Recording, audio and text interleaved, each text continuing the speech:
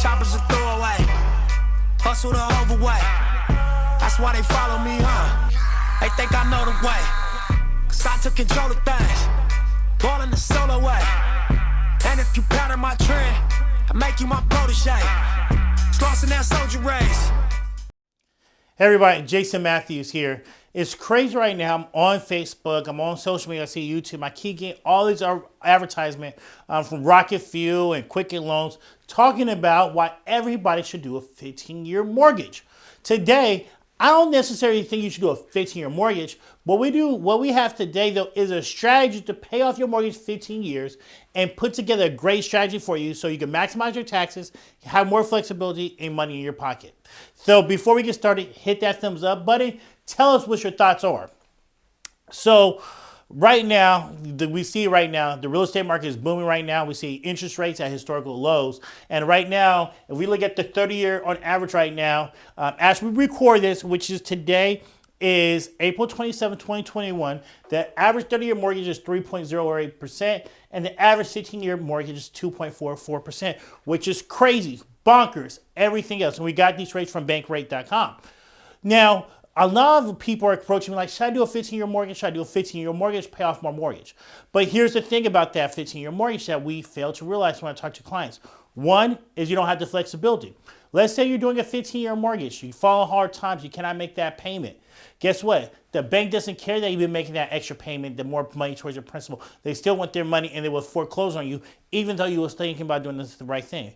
The second drawback of just doing the 15-year mortgage is you're paying more principal initially, so you're not taking advantage of your mortgage interest deduction, which is one of the biggest taxes in for the average W-2 hardworking employee in America is the mortgage interest deduction. So we're losing more of that because we're paying principal instead of so much interest like we do on a 30-year mortgage. So I like to keep those two things about it. So I tell people, let's figure out a strategy where we can have additional flexibility. So this is what you need to do for this.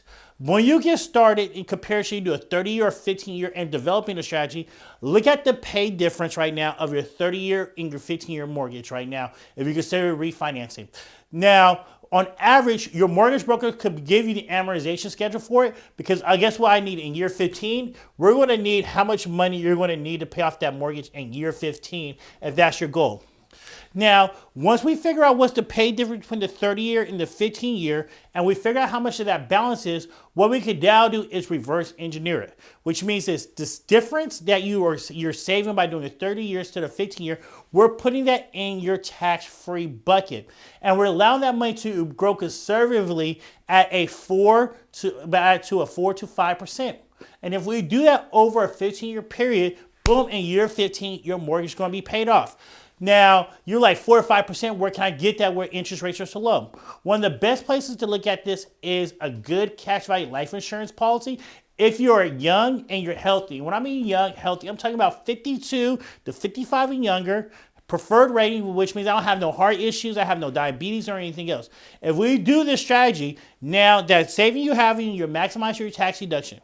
You have your flexibility. If you have a hard time, you go use that money to pay your mortgage. And if everything goes right, you could pay off your mortgage in 15 years, live mortgage debt free, you have your home free and clear, and all you have to do is pay those taxes. Now, if you like this idea, you like this strategy, please let us know. Give us a call at 510-229-7608 or email us at matthewsfinancial@gmail.com. Hope everybody has a great day. Let me know what's your comments once again in the bottom.